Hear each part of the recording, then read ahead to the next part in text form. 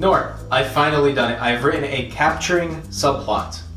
But Michael, I said to write a captivating subplot. Oh. I'll go release my character now. Michael, what have you done? You don't need to know.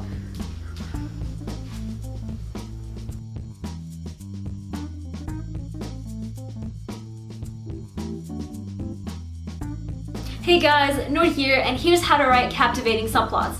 But before we get started, be sure to leave a like, subscribe to my channel, and hit the notification bell. Let's get started. What are subplots? Why do you need them? And how can you make them fit your story? Subplots are mini plots or conflicts you write into your story. They're not the main conflict, but they do serve to help us understand the main character. Think of it like this. If you see a homeless man holding a sign that says they're hungry, you feel bad, right? You probably also want them to get some food and shelter, but you might walk by without giving them much thought. He's just a random person like the many other random people with problems you see on a daily basis. So what? But if the homeless man is holding a photo of his family from a year ago and they look like a well put together family and he tells you that a big hurricane destroyed their house a few months back, you're more likely to stop and contribute to him.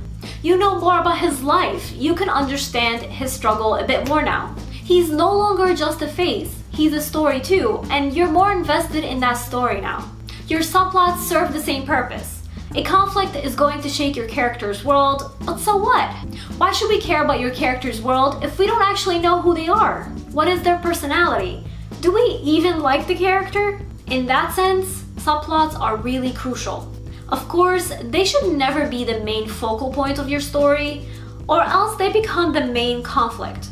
However, they can definitely run in the background and enhance the conflict, show us what the character is really like, and help us see the character grow.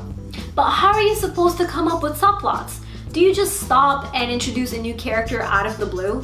Perhaps a long-lost stepdad's uncle's friend's hamster? The answer is no, you don't have to be randomly dramatic.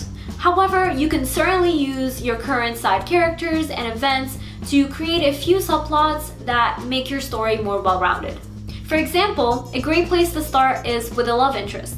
That's immediately a subplot. We would get to see the main character interact with their love interest, which would show us the romantic side of that character. The love interest could literally be their husband or wife. It doesn't always have to be someone they're not currently with. Point is, adding that character interaction can easily play into the main character's life simultaneously with the conflict. In fact, you can merge the two together. For example, perhaps the bad guy who is blackmailing our protagonist starts threatening to share the protagonist's secret with the love interest. Another way to introduce subplots is to think of your character's interests. Although there is a conflict going on, your character still has a life. Their world doesn't stop just because something big is happening. They could be trying to save the world, but they still have a day job they need to show up to.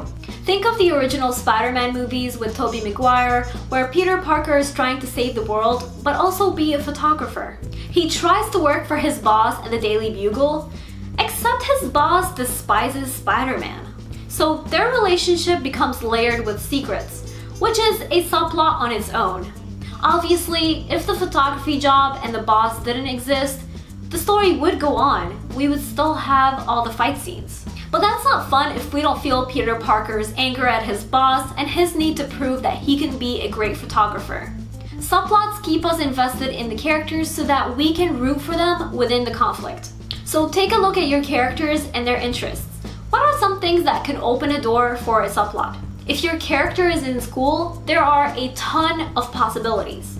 People they like, people they can't stand, teachers who constantly give them a hard time, perhaps a class they keep flunking. They could be trying to solve a mystery while also trying to pass math class and graduate high school and have their crush notice them. If your character is an adult, there are also plenty of subplot opportunities. Where do they work? Where do they party? Who do they talk to? Who's their neighbor? A subplot could even be their own mental and emotional state of mind.